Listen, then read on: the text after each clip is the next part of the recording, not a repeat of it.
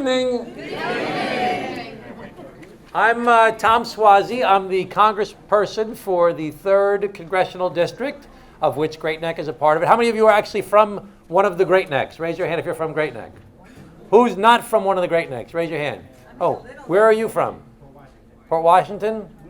Little Neck?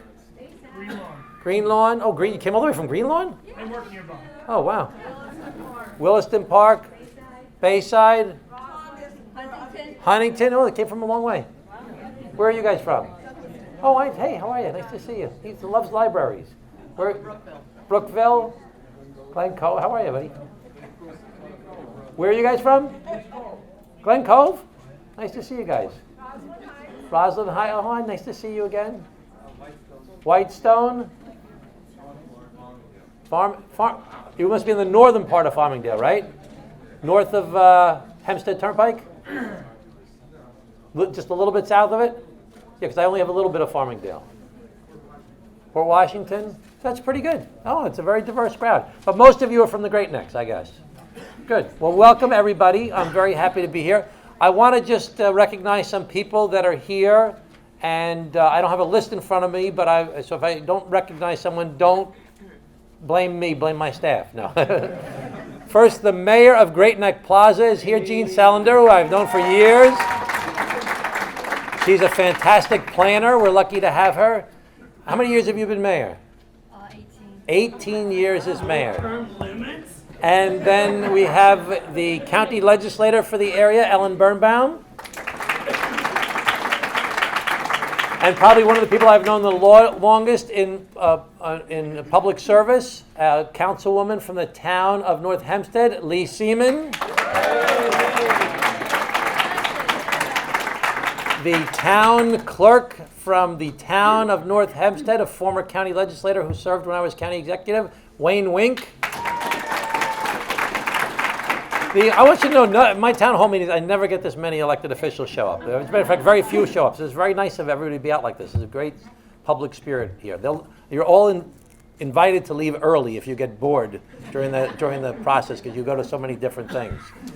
Our assembly person from this area, a good friend, Tony Durso. The former controller of Nassau County, who was a great partner in government with me when I was the county executive, and a good friend, Howard Weitzman. Are there any other elected officials that I should recognize that are here? Dan Nachmanoff, the former mayor and served to the county. Anybody else? Who's from the Park District? Oh, I didn't know you were the Park District Commissioner. I'm sorry about that. But you were a mayor, though, weren't you a mayor? Yes. Yeah. What position do you have? Yeah. Oh my gosh, 36 years on the school board as a volunteer, Dan Ashkenaz, and he's brilliant. And he worked in Manhattan today and came out from work to come here. So that's really great. That's wonderful. Okay, so there's a lot of other people here. Adam Haber's here. I can't introduce everybody here. I'll get in trouble if I leave people out. So I'm not going to introduce any more folks. So I'm very happy. I don't really need this, I guess. I'm very happy to be here with everybody, and I'm grateful that everybody would spend the time. There's something wrong with you to come out to a meeting like this. I mean, aren't you tired after Thanksgiving? No. I'm very happy to be here with all of you. I had an exciting week last week. I actually went to South Korea as part of my duties on the Armed Services Committee, and actually served Thanksgiving meal to our troops in South Korea at 2 different bases that we went to, and it was a really enlightening experience. And I got to tell you, I'm very, very excited to have this job. I'm very grateful to be in this position. As many of you know, for those of you that don't know, I'm just going to tell you very quickly, okay? I went to Chaminade High School here on Long Island, and I went to Boston College. I studied accounting. And I went on to work for a company called Arthur Anderson and Company. I got my CPA working there. I went to law school at Fordham Law School. I clerked for the chief judge of the Eastern District of New York, which is federal courts. Eastern District is Brooklyn, Queens, Nassau, and Suffolk. Then I worked for an international law firm, Sherman and Sterling in Manhattan as a litigator. And then I ran for mayor in my hometown. I was the mayor of the city of Glen Cove for 8 years. I was the, thank you. I was the county executive of Nassau County for 8 years. I actually ran for governor of New York in a Democratic primary against Eliot Spitzer. That did not turn out very well for me. Did not turn out very well for Eliot Spitzer either. Then as county executive, I lost my race for county executive in 2009, which was very similar to this year as far as, it was very low Democratic turnout. The Democrats were very down, and the Republicans were very energized. And now it's the same thing, except the opposite way this year. And we saw a sweep happen throughout the country, but I lost by 386 votes out of 250,000 votes. And now we have a new county executive who's been elected in Nassau County, Laura Curran. Very excited about that. And I was in the private sector for 7 years, and I worked for a firm called Lazard Frere, and a law firm that I brought down from, helped to bring down from upstate New York down to Nassau County, and I did some consulting work. And then Steve Israel announced he wasn't running for re-election as congressperson. And 14 people wanted to run on the Democratic side. There was a primary of 5 people. I won the Democratic primary. It was a great experience. And then I won the general election, and I've been in office since January. And since I've been in office, there have been 85,000 people have contacted my office. It's probably up to 90,000 if I check the numbers this week. And I always have an outstanding list of requests for meetings to go to. Always hundreds of meetings outstanding to go to different events. And you start early in the morning and you go late at night. I spend most of my time in Washington, D.C., which is one of the downsides of the job, not being home with my wife and youngest son. 2 of our kids are away. One's at school and one's doing volunteer work in the Pacific in Micronesia. And you can start early in the morning. So I get up at 6 in the morning, I work out at 6:30, and I go till 10:30 at night, and when I get home, my roommates aren't even home yet. I live with 2 roommates, 2 other freshman Congress members. One guy's name is Jimmy Panetta. He's Leon Panetta's son. He's a freshman congressman from California. And Josh Gottheimer, who's another freshman congressman from New Jersey. And those guys usually get home after me, but they're younger than me. And you have to decide how you're going to spend your time. Where are you going to spend your time? Because there's so many things to choose from as to what you're going to do. Now, you have certain requirements of what you must do. You have to show up to vote, obviously, and you should do, and I try to do as much as possible, my committee meetings. I'm on 2 committees. I'm on Armed Services and on Foreign Affairs. And it's a great experience. It's a wonderful experience. And I choose to spend a lot of my time on a thing called the Problem Solvers Caucus. I'm the vice chairman of the Problem Solvers Caucus, which are 23 Democrats and 23 Republicans that are actually trying to talk to each other to try and see if we can find any common ground on things. And obviously it's not easy to do in the environment that we're in right now, because everybody's so amped up on both sides. And we did find some common ground and we're working on a lot of different things. We have 5 groups that we're working on. It wasn't originally these 5 groups, but we're working on healthcare, which we weren't planning on doing healthcare originally, but we found a consensus as to what we needed to do to try and stabilize the individual marketplace and to make some changes. And it's getting traction in the Senate now with Patty Murray and Lamar Alexander. And we have another committee that we're working on immigration, and there's a lot going on regarding DACA and the DREAM Act. And of course, I'd like to see immigration reform, completely immigration reform. 3rd is on infrastructure.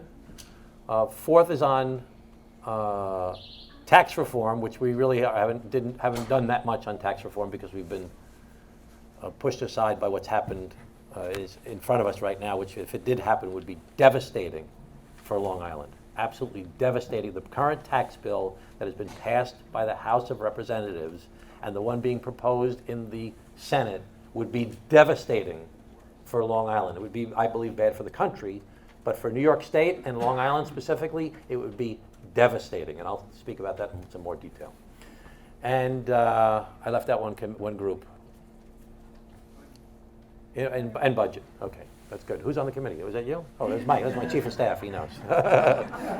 So I spend a lot of time on that, and that gives me an opportunity to look at all the issues that are out there by being on this Problem Solvers Caucus, and speak with smart people that are interested in these topics and that can delve into some of the details. Because it's hard to be involved in all the different issues that are out there, because there's just really so much to look at and so much to be involved in. There's bills that I'm working on unrelated to those topics, things that I've sponsored related to Hezbollah, issues related to corruption, related, the whole thing with Shelley Silver and Joe Bruno, how their convictions were overturned, and other officials that were found to have done some bad things, but their convictions were overturned.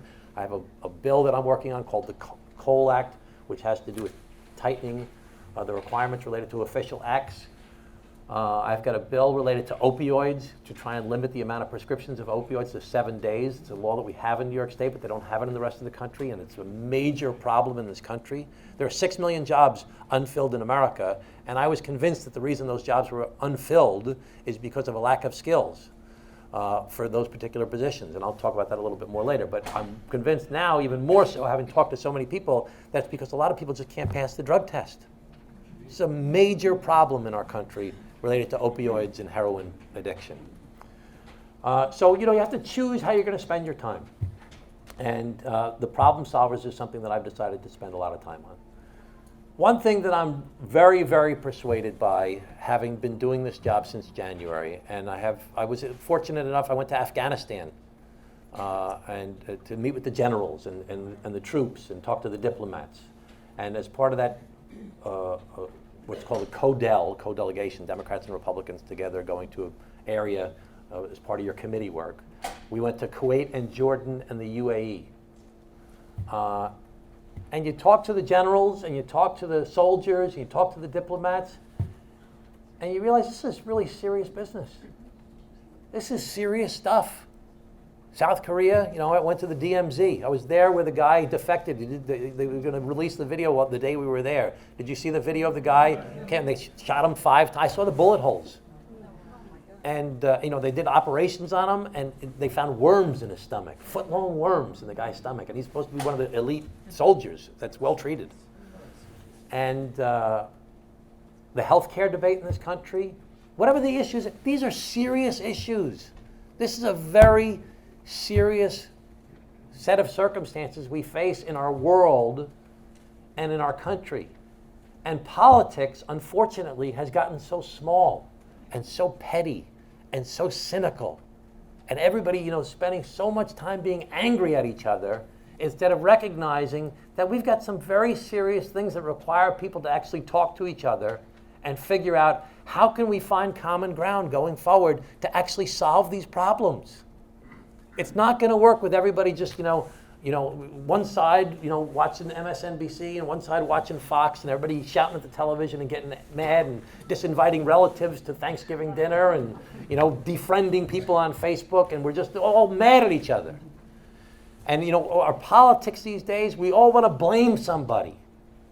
The Democrats want to blame the CEOs and Wall Street, and the Republicans want to blame the immigrants and the Latinos and the Muslims. Everyone wants to blame somebody. The world, it's not as easy as blaming somebody. The world is different today than it's ever been. And it's dramatically different than it was even 10 years ago. And because of technology and because of globalism, things have changed and some people have been left behind. And we're not going to solve these problems by just being mad at each other and blaming each other, which too many people are trying to do. We're going to solve these problems by trying to figure out what's the answer to these problems to address these changes that have taken place in our world. And, I don't have all the answers, obviously. I mean, sometimes I think I do, but So we have to talk about these things. We have to share ideas. So I've been holding a town hall meeting every single month, except I don't do it in August and December, and I'm going to continue to do it next year as well. And a lot comes out of these meetings. Some of the meetings, the same people say the same things at each meeting. That's part of what comes with this.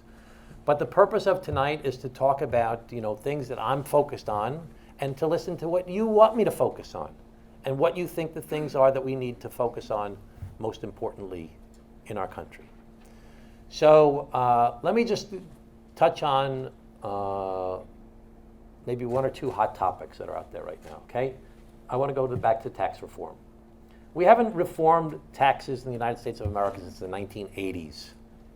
And when it happened in the 1980s, when President Reagan was the president and Tip O'Neill was the Speaker of the House, the White House team was submitted from a team of people that they put together, a report that was 200 some odd pages long as to what needed to be done to reform the tax code. And then the White House issued to Congress a 500-page piece of legislation.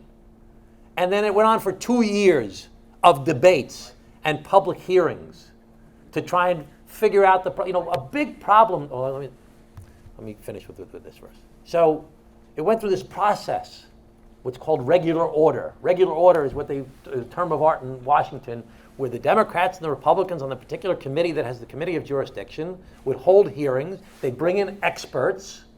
Experts would testify about particular things. The Democrats and Republicans on the committee of jurisdiction would ask questions, and they try and find common ground, how to move forward. What's happening now is they're just trying to ram things through.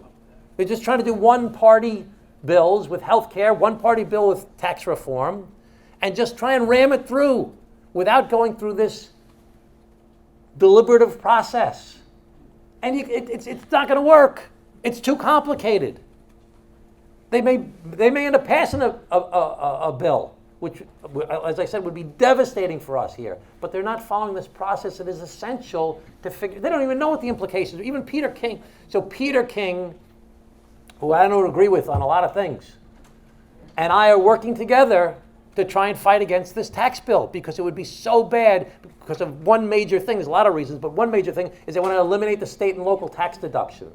That would be devastating for New Yorkers, devastating for Long Island. We send $48 billion more a year to the federal government in federal taxes from New York State, of that $48 billion, $23 billion comes from Long Island alone. The rest of it comes from the city, a little bit from Westchester. And they want to take away our deduction. They want us to send more money to Washington and have less money come back to us from New York State. It would be devastating to us. It'll cause people to move out. It'll make people move away from Long Island. Not just the billionaires and the millionaires and the wealthy people making oodles of money, but people who are really just making it. So we've got this major problem related to this lack of going through a deliberative process for a lot of different things. Happily, in foreign affairs, we really do act in a bipartisan manner and go through a lot of bipartisan deliberative processes. Armed services, not as much, but close. But in a lot of other areas, the things that we see in the news, it's not happening. So that's one big problem, is this lack of this deliberative process. The second big problem that's happening is people don't recognize. One thing I guess I always sensed that different parts of the country are different from each other. I traveled a lot when I was a kid. We used to have the 7 of us in a station wagon, 5 kids and my mother and father, in a station wagon with a trailer in the back, and we would drive cross country. My father was a judge, and he would teach other judges to be judges in either Reno, Nevada, or in Aspen, Colorado in the summer, and we would take a different route each time. I've been to every state in the United States of America except for Alaska. And I knew the country was different, but let me tell you something. Serving this job, I really recognize the country is really different. People don't understand how diverse the place is. I was speaking to a congressperson from Iowa the other day, and he was boasting about the fact that his wife had retired as a school teacher, and she was getting her retirement payment as a school teacher and her Social Security payment, and they were set. They were in great shape. We are set. We are in fantastic shape. I said, oh, how much money is your wife making from her retirement and her Social Security? $45,000 a year. And he was ecstatic. That's not going to work here. They don't understand what it's like with the cost of living here, the property taxes here, the income levels here. In the United States of America, there are 105 million full-time jobs. Okay, 330 million people. You take out the senior citizens, you take out the youth, you take out the disabled, you take out the stay-at-home parents, you take out the part-time workers. There's 105 million full-time jobs. 59 million of those 105 million jobs make less than $50,000 a year. 86 million out of those 105 million make less than $75,000 a year. The country is very different. If you're making $75,000 or $80,000 in Iowa or in a lot of different places of the country, you're in good shape. Not so if you're here on Long Island. So we have to recognize and the things that are important, and not I try and do these things to try and build relationships. I go to this workout class. It's half Democrats, half Republicans. It's run by a Oklahoma Republican who's a former MMA fighter and a wrestler. Okay, I'm the oldest one in the class for that one too. I'm like, but you build relationships with people. You get to you see them, you talk to them. You get to know them a little bit outside of politics. Sometimes I go to the non-denominational prayer breakfast, okay? This is with a lot of Southern evangelicals, Southern white evangelicals, okay? I said, I'm Tom Suozzi. I'm a Catholic Democrat from New York. They're like, that's funny. It's just so different. It's so different. I was, the other day, the Wednesday before, the Thursday or Friday of the week before Thanksgiving, we're leaving Washington, D.C., and every Republican in the gym is talking about they're going hunting. Everybody's going hunting. I'm not exaggerating. Everyone's going hunting. Everyone. Paul Ryan, I said, oh, you're going hunting this week? He said, we're going to have a deer camp. He said, we're going to kill 400,000 deer in Wisconsin. I said, how many deer are there? There's 1.5 million deer in Wisconsin. They're going to kill 400,000 deer. Everywhere you go, there will be on the front of the car, someone will have a deer on the front of their car. And that's part of, controlling the herd, because there's no natural predators. There's no wolves and other animals out there to kill the deer anymore. So, but it's such a big part of their lives. So people don't understand how markedly different we are from place to place in the things that are completely natural, completely normal, the way you were raised from a little kid up, big part of their lives. So when you have this lack of understanding of each other's lives and who you're about, it contributes to this whole, are you guys, are you crazy? How can it possibly be that you're like that? And same about us, they feel that about us. So that's why it's essential that we figure out how to start talking to each other. It's a big part of what we need to do. So this tax reform bill, I'm actually doing something that I never thought I would be doing. I'm doing a press conference tomorrow with Peter King and Lee Zeldin to talk about why this tax bill is devastating for Long Island. And listen, there's only 13 Republicans in the country that are voting against this tax bill. There's only 13 that voted against it in the House, and there are 2 of them. Even some in upstate New York voted for it. It's hard to imagine. And there's other problems with the tax bill more than just the state and local tax deduction. The second big thing is I just want to talk about health care for a second. 330 million people in America. 160 million people get their insurance from their employer. 75 million people get their insurance from 70 million get their insurance from Medicare. 50 million people get their insurance from Medicaid. 30 million people are still uninsured. And about 21 million people get their insurance from the individual marketplace. The individual marketplace is where we hear all these crazy stories about the premiums going through the roof and about the insurers pulling out of the marketplace and there's no options left. And so, there's a lot of people want different things. The Tea Party wants them to get rid of the government out of insurance altogether. The progressive movement wants to go to universal health care. Right now, we need to preserve the Affordable Care Act and the good things that are in the Affordable Care Act. And we need to stem this crisis that we face right now. And we need to figure out how to fix some of the problems that exist. And the big problem is related to this individual marketplace. That's where all the instability is coming from. We need to stabilize the individual marketplace. So the Problem Solvers Caucus, the Democrats said, listen, we want to stabilize the individual marketplace. Some of the Republicans agreed, said, but we have to get something.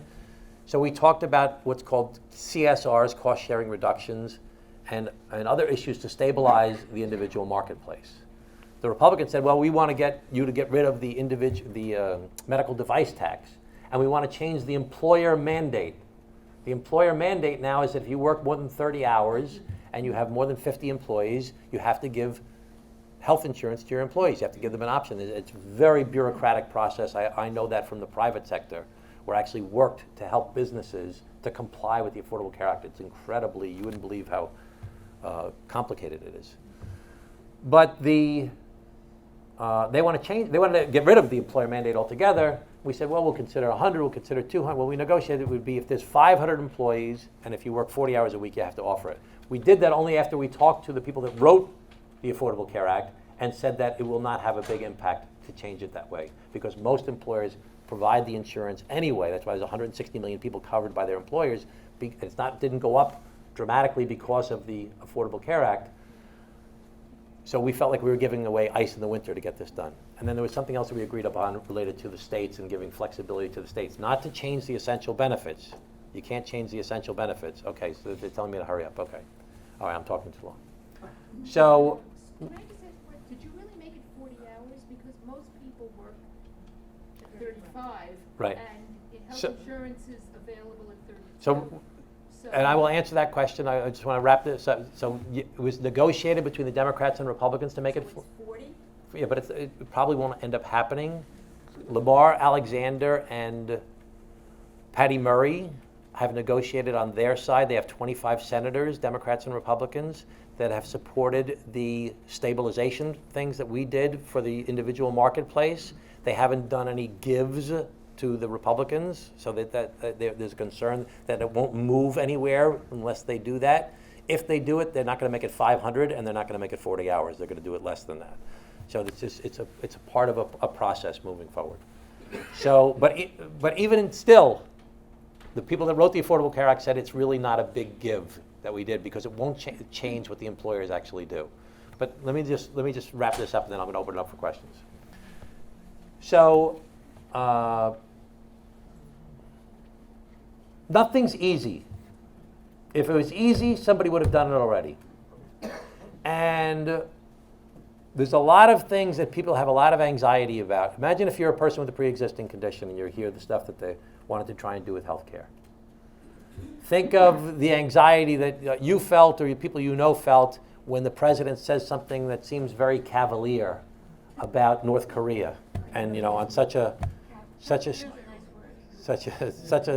such a difficult topic, such a frightening topic. The good news is that they did a poll of the South Korean people, and 70% of the South Korean people do not think there will be any military conflict. They've been living with this on the border like this for a long, long time, and are very interested in trying to figure out how to move forward in a non-conflict way. At the same time, you have to recognize that this is a dangerous group of people in North Korea. When you look at a satellite map, a satellite of the Korean Peninsula, you look at night.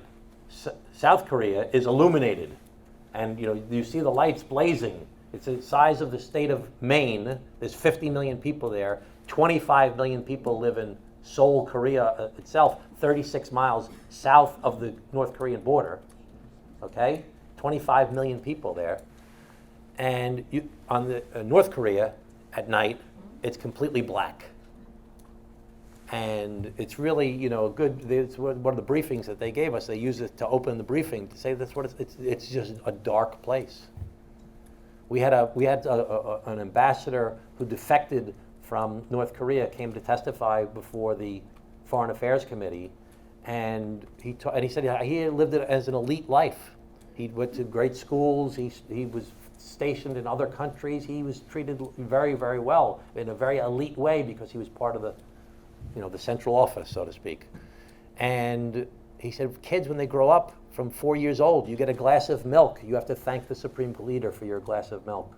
You have to bow to his portrait every morning when you go into school. And everything you get, you have to thank the Supreme Leader. And the propaganda is that he's divine, and people don't know anything about him. And it's so dark, not just the illumination of the lights, but no information getting in, that people don't realize what his real background is. Okay, they're telling me to move on. Okay. Let's do questions now. Okay. All right, I want to talk some more. No. Okay, so we're going to open it up for questions. We used to do this where we would put a microphone in one place and people would line up at the microphone. And what happened was the same people asked questions at each meeting, so nobody new people got a chance. So I'm going to actually pick people in the room to ask questions, and I'm going to try and I'll go from this side to that side and try and spread it out. Hi, my name is Susan Goddard. I'm the director of the Nassau County New York Civil Liberties Union. Oh, good. And I also need to make an intro appointment with you so we can talk about a lot of other things that I'm not going to talk about tonight. Tonight's question is about surveillance technologies and your feelings about regulating them and the way local governments go about acquiring them, the lack of consent with their citizens, lack of accountability and transparency, and what's going on in Great Neck is probably going on all over the country. So the village of Great Neck has contracted with Real Term Energy to install LED lights, and there was a group of people who stood up and said LED lights are not healthy.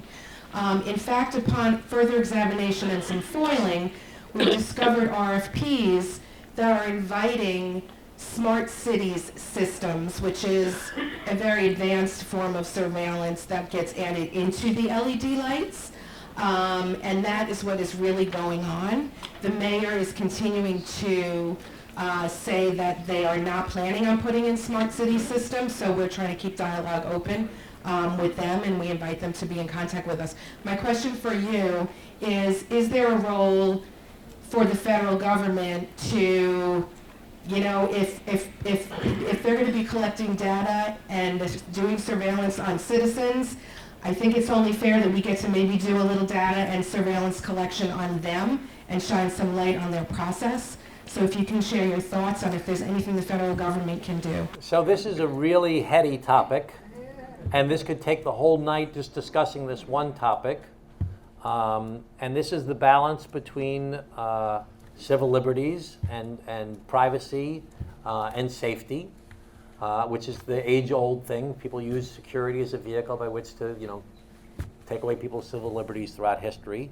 If you read Brave New World in 1984 and different books that talked about this 30, 40, 50, 60 years ago, you know, we watch television and we see the crime shows or the shows that deal with terrorism. And, you know, think about New York City more than thinking about Great Neck, okay? And something happens, and they say, okay, let's get all the security camera data from the private businesses that are monitoring their front doors, from the cameras on the street that are used to monitor traffic, but also monitor other stuff. There was a big concern when we talked about red light cameras, which communities were we putting the red light cameras in, and we went through a big effort to make sure the red light cameras would only capture the license plates of cars and would not capture the drivers of who the cars were, because there was a very big concern about civil liberties related to that. There's other things related to speed cameras. We're being monitored in a lot of different ways in our lives right now. We're being monitored what we're watching on the internet, you know, what we're, you know, advertising, private sector businesses, you know, what you click on will determine what kind of ads you're going to be getting pushed to you in the future. They're selling the data. I looked up a pair of shoes called Clark's shoes one day because my feet were hurting walking on the marble, and now every day I get an ad from Clark's shoes on my. It's like, how did they know? So. I don't know the right answer. This is something that requires, like I said before, that deliberative process where you have people of differing parties listening to experts to come in to find that balance between safety and privacy. And it's a real challenge in our world today because, number one, people are scared based upon terrorism since September 11th and everything that's happened since then. And technology is moving so quickly that people are getting more information upon us every single day in many different ways, not just from cameras, but from our internet activity, from purchasing behavior. And I can't answer, I don't know the answer to that question. And I'd have to figure out what is actually the committee of jurisdiction in the Congress that would look, probably Energy and Commerce, would look at this. But we're so distracted by so many urgent, other urgent topics. Look at the whole net neutrality thing is blowing up right now. Think of it, I'm 100% in favor of net neutrality, and we'll try and fight against the FCC changing the rules on that. So,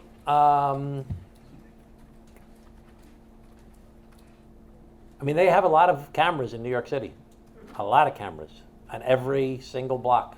Some that are there just for surveillance purposes. And it's a very dense place and a lot going on. Forget about the cameras. You got the satellites. So I'm sorry that I don't have a good answer for you, but I will think about it some more, and I will try and find out who are the people that have the committee of jurisdiction that will actually determine that. I don't know that there would be any influence that the federal government would have on local governments unless there was some sort of global solution to every community as opposed to just your local village. I don't even think the state would have power to do that, but I have to find out what the rules are. Okay. Robert Gordon, Rainbow President. Take the microphone.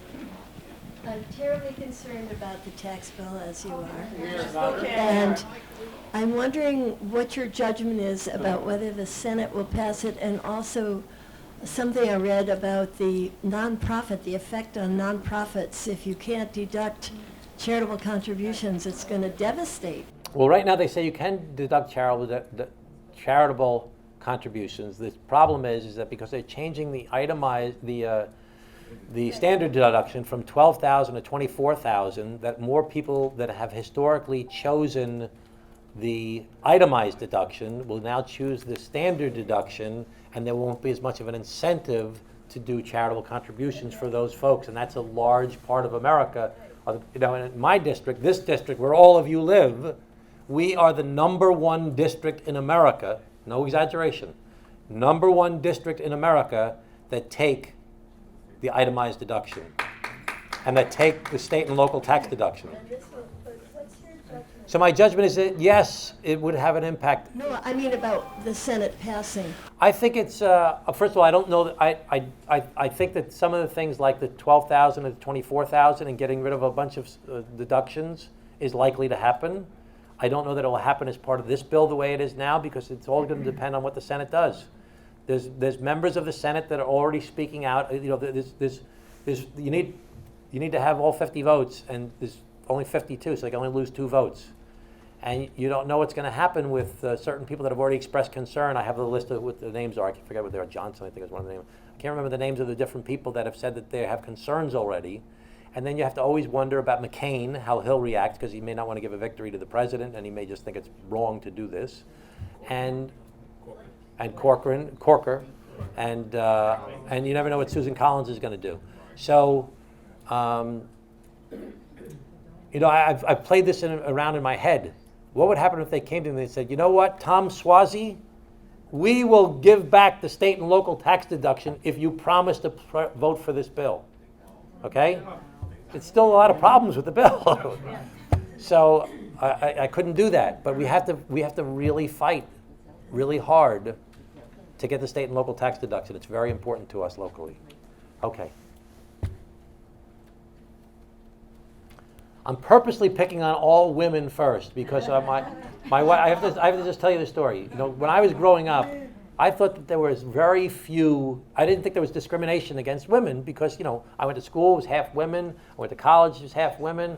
I went to work at Arthur Anderson and Company. There was half women got hired. I went to Sherman and Sterling. There's half the women from law school. So I was with my wife when we were just dating each other, and she said, "You're crazy. You don't know what it's like." And she told me about a book written by Carol Gilligan from Harvard University, and said that girls, when they're very young, are not called upon in school. And what happens is over time, less women raise their hands when they're called upon because they never got called on throughout their lives growing up. I said, come on. And we were actually at an event where there was a Democratic national chairman was speaking that night, And we were in this room, and it came time for questions and answers. 3/4 of the people who raised their hand were men. Only 1/4 were women, and they didn't get called on, and they slowly stopped raising their hands. So now I make a point of trying to call on the women first. I'm reclaiming my time. Okay. Marita Hall, head of Reach Out America. I know that you want to get something done, and I know that you like to work with people across the aisle, but you're avoiding discussing the elephant in the room, which is the president and a Republican Party that refuses to challenge him. And so if you compromise from that, the compromise will end up way more in their direction than in our direction. And a lot of this acrimony that you're talking about really comes from him. And I just would like to see more challenges to him. I would like to see the Democrats being more robust about that in their deal-making.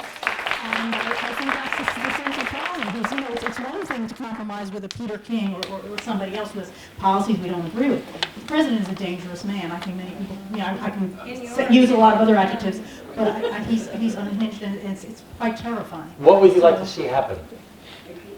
I'd like to see the Republicans challenge him, and that no deals get made. Well, some Republicans are challenging him. Yes, the ones that aren't getting reelected. I'm not saying that this is your fault. I'm just saying I'm not taking it I want personally. more of a, less, niceties and more aggression. So, one thing we don't need in the country right now is more aggression. Or maybe that was the wrong word, but you know what I mean. Yeah, no, I do know what you mean. And there are things that the president does that are very disconcerting, and things that I'm very concerned about, and that many people are concerned about, and Republicans are concerned about. And it's done in the context of politics. And people say, well, we have to impeach the president, or we have to beat the president. Well, we have to look at what's right in front of us. Okay, you know what's right in front of us? We just had the 2017 elections. And you know what? We did pretty well, because people are responding that way. We have the 2018 elections, which are next year. We have a town hall meeting where there are, how many people are in this room? Do we know? 170. How many? 170. Over 150. This is unheard of. Okay, I did 25 or 6 town hall meetings during my election campaign. Okay, I had meetings. The most I had was maybe 100 people ever, and that was in Glen Cove. And I had other meetings with 5 people there. Every meeting I hold is like this. So the great news of what's happening right now in America today, the great news is that people are paying attention. And democracy only works when people pay attention. People are energized. I've been doing this since I first ran for office in 1991. I've never seen the engagement of people like it is right now. And that's how democracy is like capitalism, in that there has to be competition. If there's no competition, democracy doesn't work. A big problem. I got to filibuster one more time. I got to tell you this thing. The third big problem. I told you about the 2 problems related to people don't know each other. We're not going through the deliberative process. The third big problem in our country today is that of the 435 seats in the United States House of Representatives, 400 of the seats are safe seats. 200 of the Democratic seats, the Democrat's going to win no matter what. 200 of the Republican seats, the Republican's going to win no matter what. And there's very few that are competitive. Mine happens to be one of them. So I'm doing a lot of town halls. But that's why I'm doing the town halls. When there's competition, you have to pay attention to the people.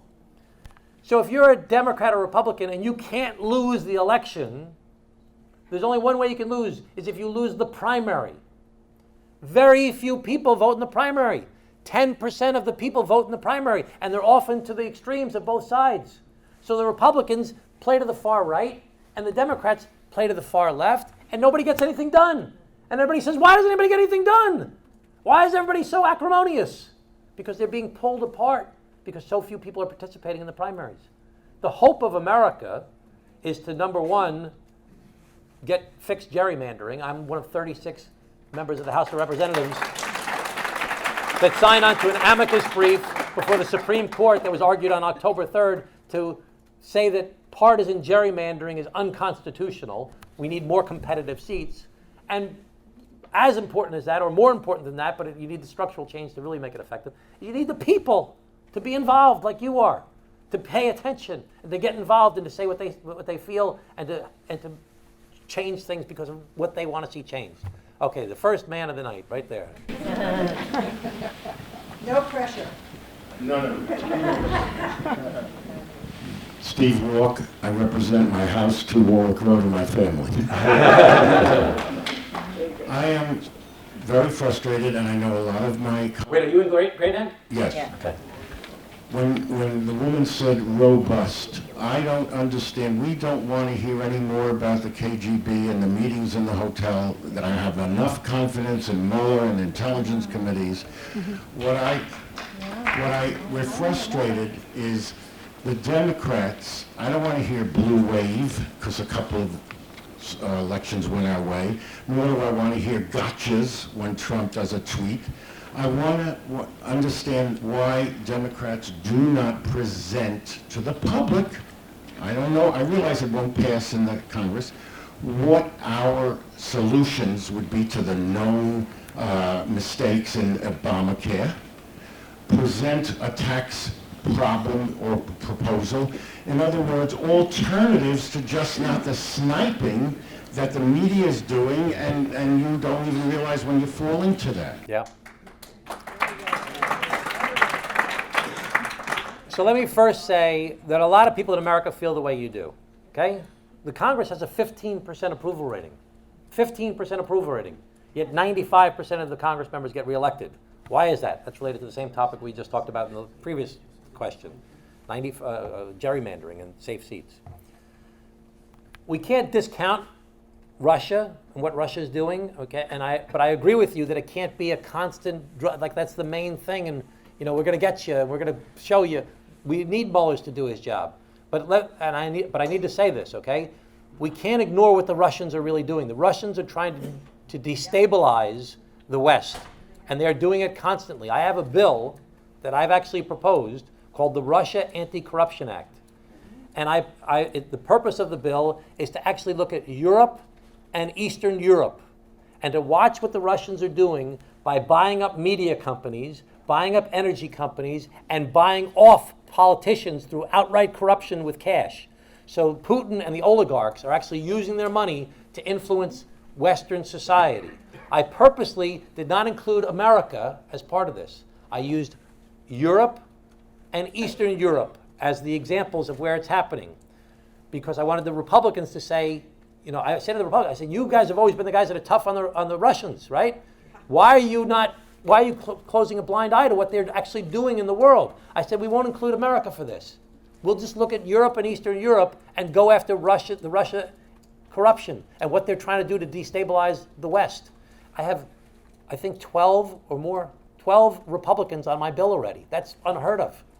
So we can't ignore what the Russians are doing, but I agree with you that it shouldn't be the main topic. Why did President Trump win? I mean, there's a lot of reasons he won, but what people have been left behind. People have been left behind by globalization and technology, and they are not making any money, and they are not living the American dream. And he went to a lot of people and said, "You're my people, I love you." And he's not doing anything to actually help them, but these people are so angry and so frustrated and so left behind. We can't ignore it. He said the media, we can't stand the media. A lot of people agree with that. Now, there's other things that we hear about all the time related to the Russians. And someone said the Electoral College and other things that happened during the election, of sexism against Hillary Clinton, a lot of different reasons. But the fundamental unhappiness of the American people with their lot in life and the wages that they're making, when we talk about the shrinking of the middle class and the disparity between the rich and the poor, that's real. That's not like some made-up thing. Now, that doesn't mean we're against people being successful, but we have to make sure that we figure out a way in this country, in this new environment, to figure out how to recreate the middle class. Now, to your questions specifically about health care and tax reform.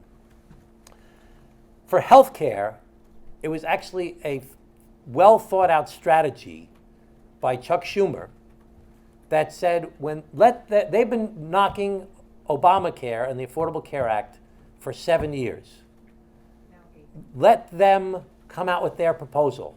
And let's not say what all our alternatives are. Let's have a debate on, they control the White House, they control the Senate, they control the House of Representatives. Let them make their proposal, and people will see that what they're saying doesn't make sense. And what happened?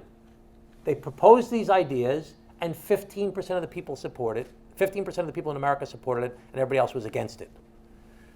And that's why it was defeated. And it was really a smart political strategy to do that, to expose the weakness of what their argument was, because it held no water.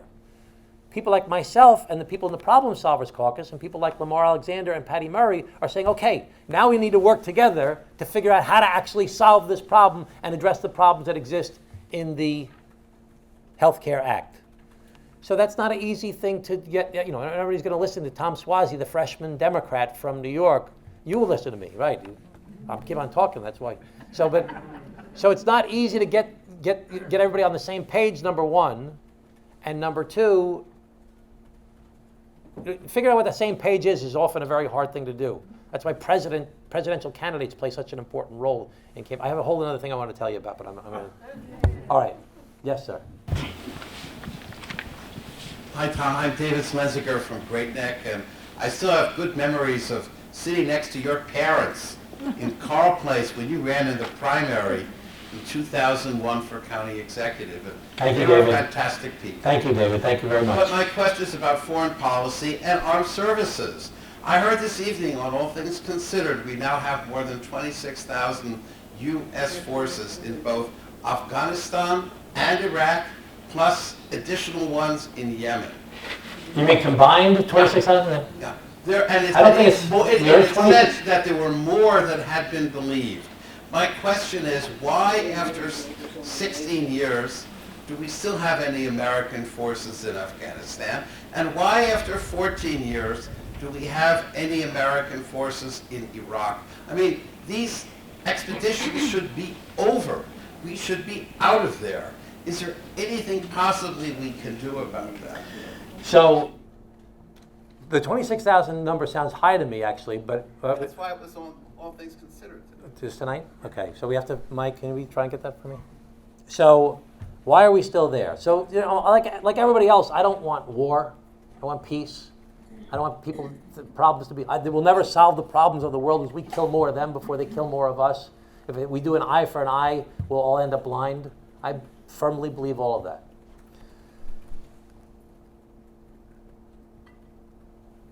Why are we still in Afghanistan after all this time, after 16 years? Well, at the height, we had 100,000 troops in Afghanistan. We're now down to, I believe, it's 12,000. It was 8,500. They just added 3,000 people recently under the president's recent order. The reason we're there is because there are about 95 terrorist organizations in the world. And of those 95 terrorist organizations, about 20 of them operate out of Afghanistan. Afghanistan has been the place, the safe haven for terrorists to train for a long time. And there's different types of terrorist groups. There's terrorist groups that want to try and ply their trade, not just in their local area, but they want to go to Europe and blow up a nightclub or shoot a bunch of people, or they want to come to the United States and kill a bunch of people. And there's terrorist groups that just want to affect their local area. So the Taliban, for example, doesn't really want to ply their terrorism all over the world. They want to take over Afghanistan. They want to have an influence in Afghanistan. America's focus has not been on going after the Taliban. In fact, even certainly President Obama, but even President Trump is saying, we're willing to negotiate with the Taliban to figure out if they'll move away from violence. But there's other groups that you can't negotiate with whatsoever. There's no hope of that. There's no political structure. It's really a bunch of criminals. I don't even like calling some terrorists because they're murderers and drug dealers and extortionists and kidnappers and rapists, and they're not really motivated by some ideological bent. They're criminals that are trying to make money, that are trying to control things, that they're trying to prey on people that have lost their whole life and say, listen, come with us and you can make some money and you can feed your family and you'll get a girl in the process. That's what they're doing. So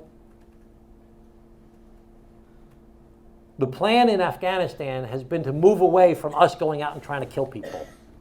The move in Afghanistan has been to try and train, advise, and assist the Afghanis to create their own security structure themselves. That's what's been happening since the drawdown. And that's what's going on as we speak. And you'd be shocked, I was shocked at the intelligence, the education level, the brightness of the people that serve in our military in a lot of these different positions. It's remarkable to me. And there's a clear 5-point plan in Afghanistan, military plan in Afghanistan, related to advising the Afghan army and teaching them how to become a fighting force, advising the Afghani Air Force so they can learn to coordinate with their army, which they don't necessarily do that good a job on, training their special forces to be more effective, training their local police forces to take on a civil role as a civil police force as opposed to a military force, and very importantly, of putting more pressure on Pakistan, because Pakistan has kept an open border with Afghanistan that allow the terrorists to operate freely across their borders. There's also a civil plan. As a matter of fact, it's something I press all the time, is I want to see a clear 5-point plan on the civil side, and it's a little bit more loosey-goosey than I would like to be.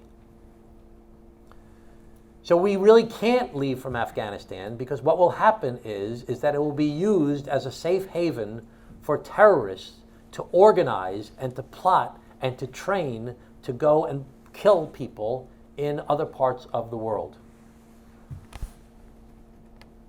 It will never be the long-term answer. Will be to kill more of them before they kill more of us. It has to be that the state becomes stable enough that the state itself is responsible for its own borders and what goes on inside its own borders. That's why the pressure is being put on Pakistan right now to make sure that they put pressure on their own people in their own country. So this woman's shaking her head from the Civil Liberties Union. So, but it's why it's the idea behind a 2-state solution, quite frankly, in Israel, is because you need to have. This is Shimon Peres explained this to me himself. Is that he said the Israelis are very passionate people. He says for every one issue, you're going to have 10 people with 10 separate opinions, but there's only one gun.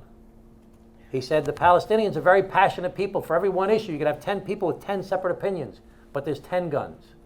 And the idea behind it was, if Israel says we have a truce, if somebody on the Israeli side breaks the truce, the police department or the army goes after that person and says, you're breaking our laws.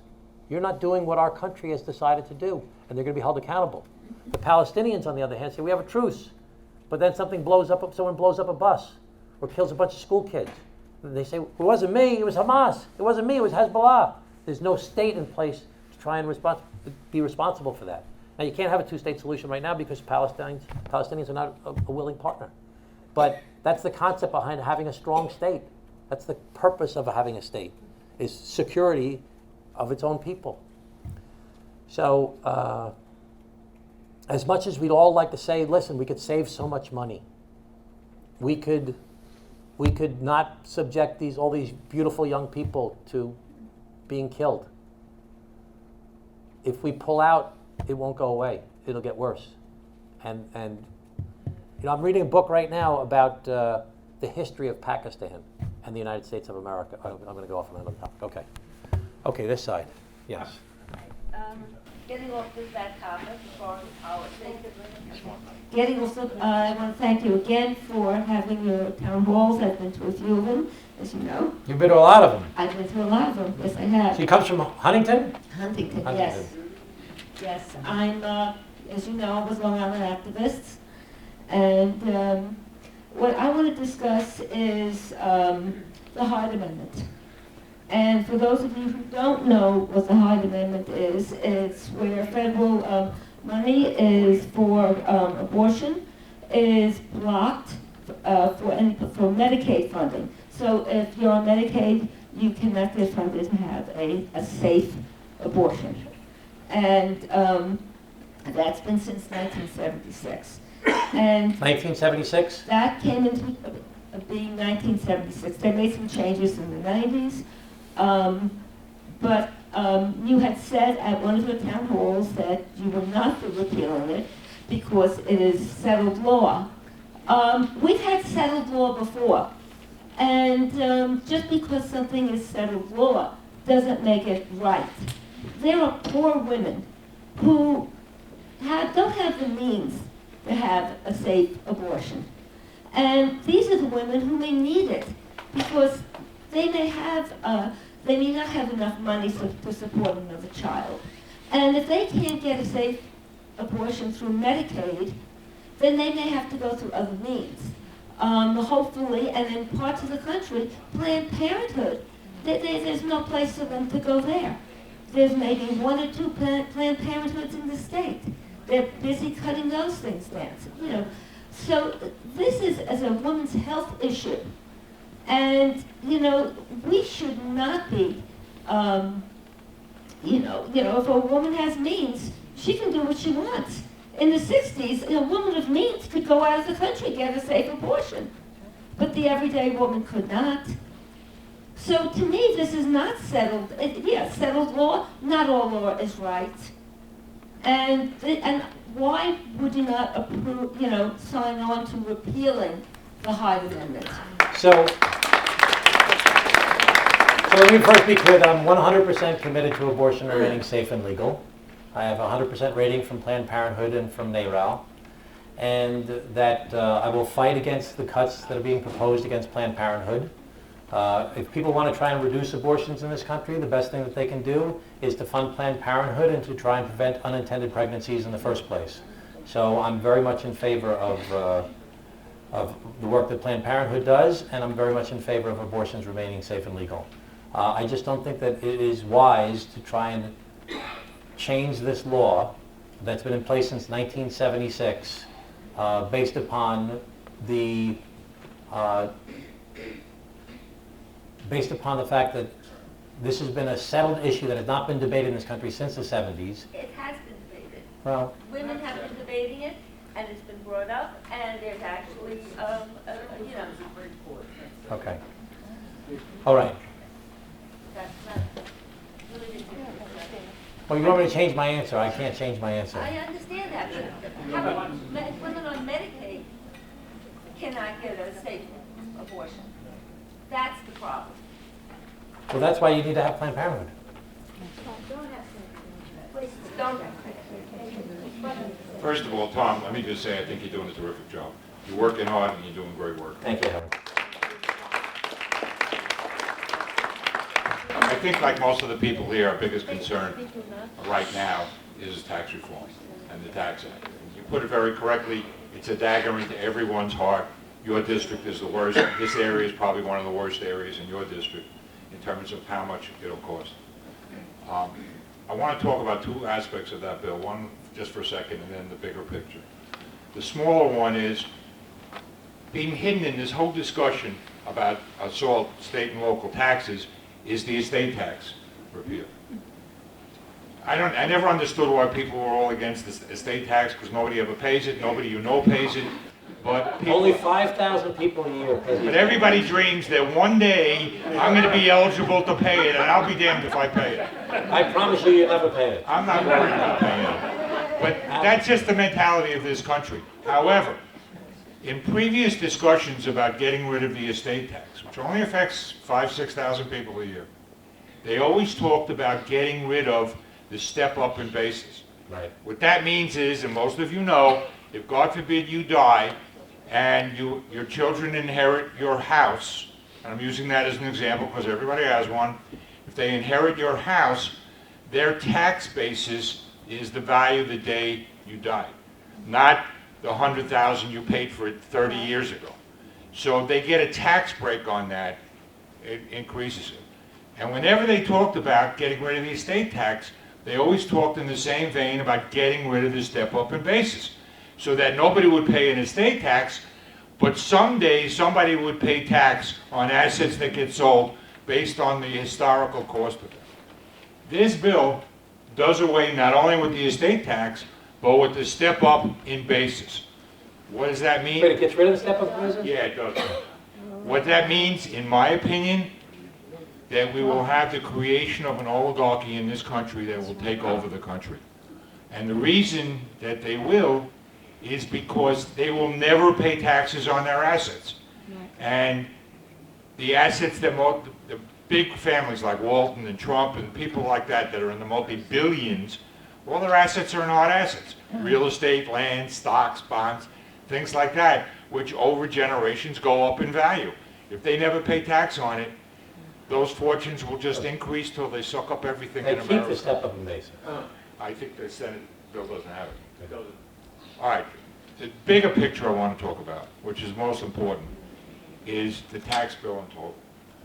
We could talk about individual items. There's nothing to compromise here. There is nothing to compromise in this bill. And the reason there's nothing to compromise in this bill is because it was structured in a way to take money out of the middle class to pay for tax cuts for very wealthy people and corporations.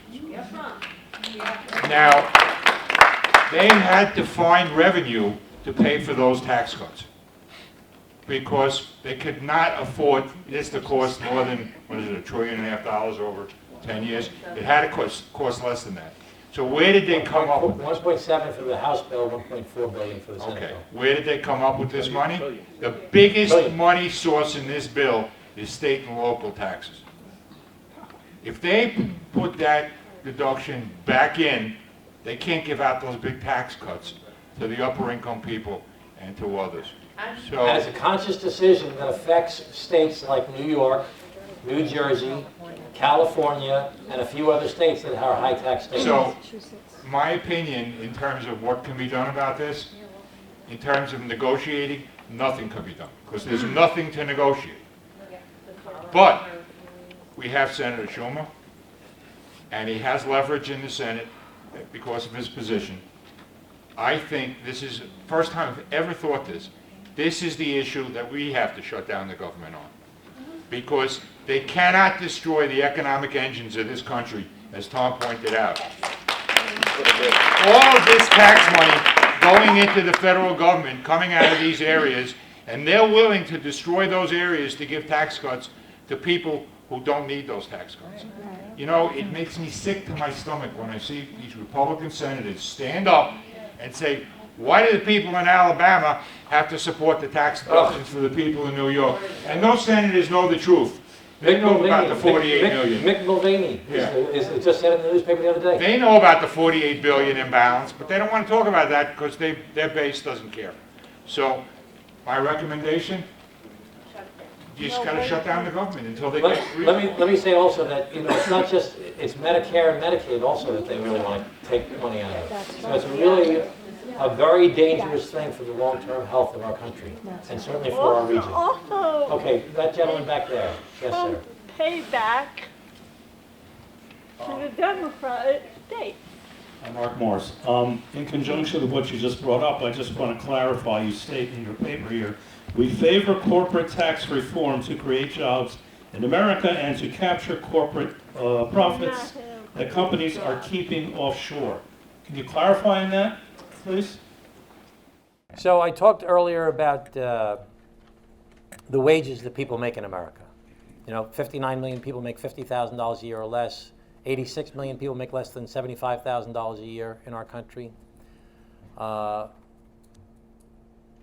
world has changed dramatically because of globalization and because of technology. And we need to figure out how to get more companies to locate here in the United States of America and create jobs where people can make a decent living so that they can afford to buy a house, educate their children, have health insurance, and retire one day without being scared. It's why President Obama supported corporate tax reform. What does that mean, reform? Well, right now, in our country, we're competing against everybody else in the world. And in our country, we say we want people to be paid good wages. In fact, we don't like the wages they're getting paid now. We want them to be paid more. And we want people to have health insurance. And we want to have worker safety.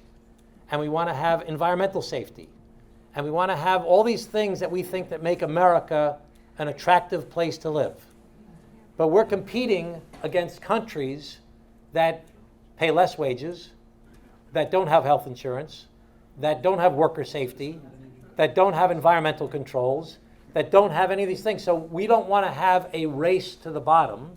We don't want to become more like these countries. We want people to be more like our country, where the quality of people's lives goes up in the process. So how can we be competitive in a world economy that we're trying to compete against places that have this lower standard for on all these different areas? Well, there's really only a few areas where we can do that. We have certain things that we exist already. We have the rule of law in the United States of America. A lot of countries don't have that. We have from sea to shining sea. We have a huge consumer base in our country. We have a lot of basic quality of life and technology and education that make it attractive to do business here in America. But we have to do more in order to be competitive in the world. There's only a few things we can do. One of the things we can do is we can have our workers be more trained than they currently are, so that people have more skills so they can compete in the global economy. And it's not just STEM, which is a very important part of it, science, technology, engineering, and manufacturing, but it's also training people who don't go to college. 60% of Americans don't go to college. We've been saying since day one, I've been saying throughout my entire political career, go to college, go to college, go to college. The more you learn, the more you earn. 60% of Americans don't go to college. So we have to figure out how people can get skills in community college and in vocational programs in order to be more competitive in the world economy. We have to stop treating people who don't go to college like there's something wrong with them. The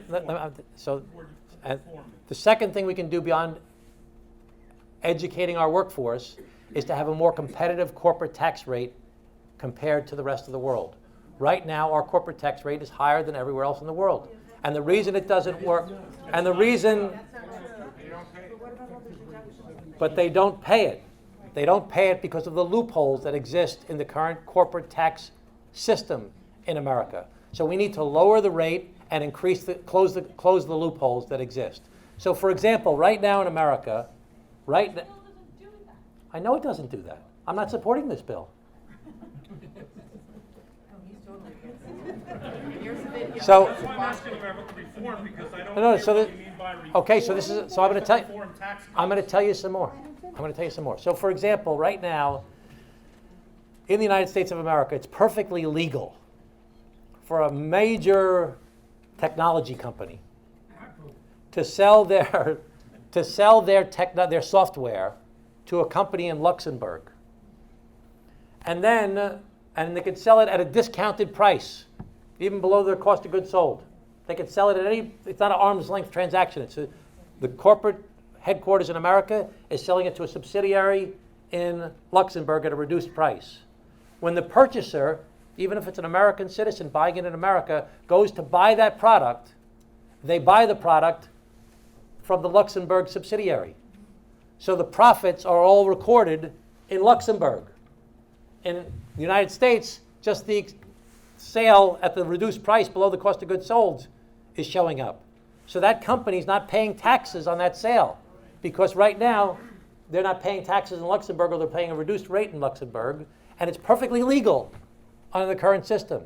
So under corporate tax reform, you would prevent that sale, which took place from that related company, from being exempt from taxes in the United States of America. So when you say reform, you mean cuts? Is that what you mean?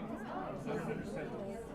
You need to reduce the rates to make them more competitive, but you need to close the loopholes to make it so that people are paying taxes on the income that they're actually making, even if it's taking place in another part of the country. So then the tax cuts, which have been proven for years not really to create jobs, is not what you're talking about. Because that's what's coming at us. No. All we hear about is corporate tax cuts. Have to slash the corporation. It's really not as simple as you're portraying it. It's the idea is to figure out how to make. We want to encourage companies to not locate in another country.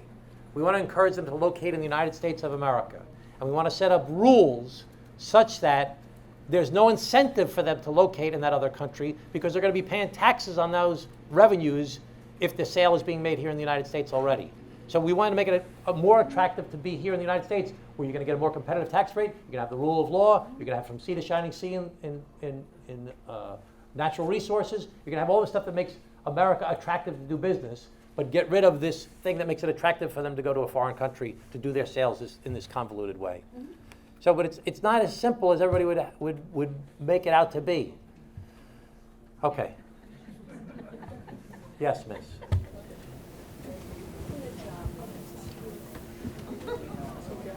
Judy Rosenthal, Village of Great Neck. Congressman Suozzi, some ideas work better in theory than in reality. In recent years, our government and the lighting industry have been openly embracing LED lighting with government grants and the gradual elimination of old-fashioned bulbs.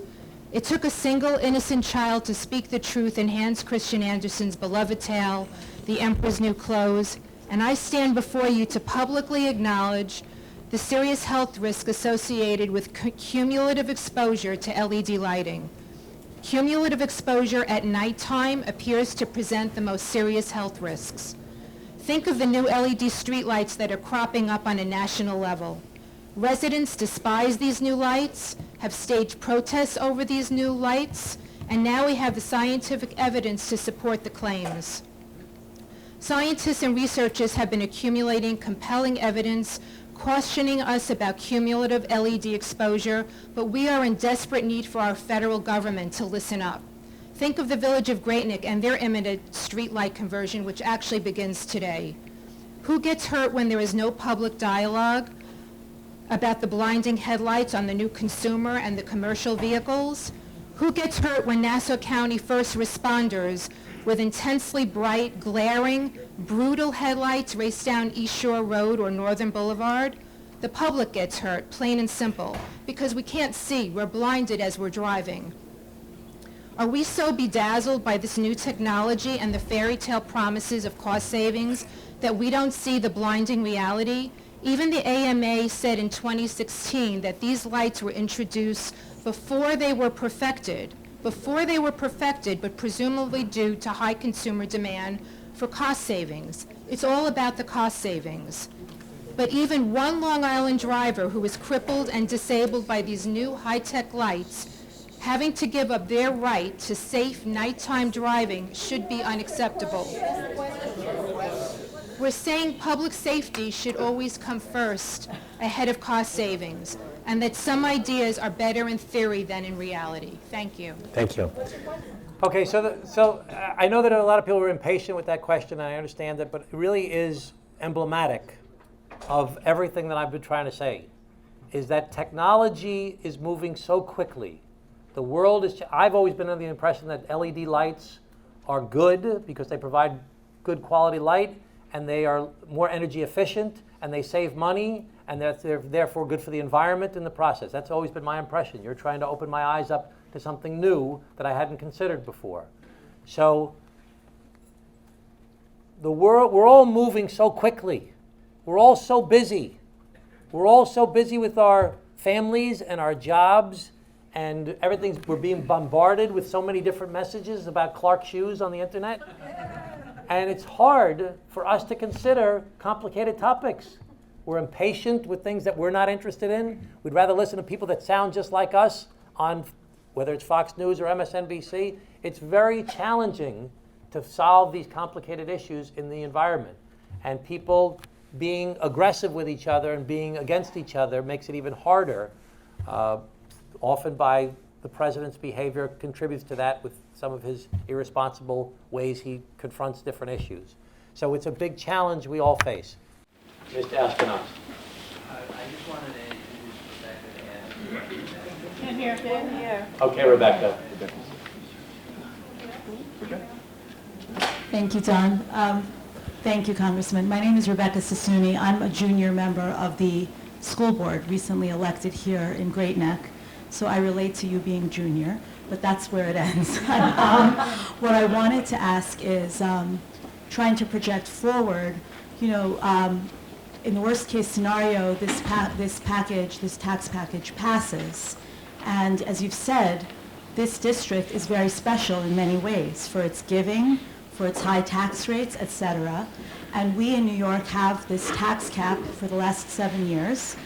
We in Great Neck have never pierced that cap. We've been very careful about keeping our school tax levy as low as possible. And yet that's the only budget that people, including angry people, get to vote upon. What are we to do come May?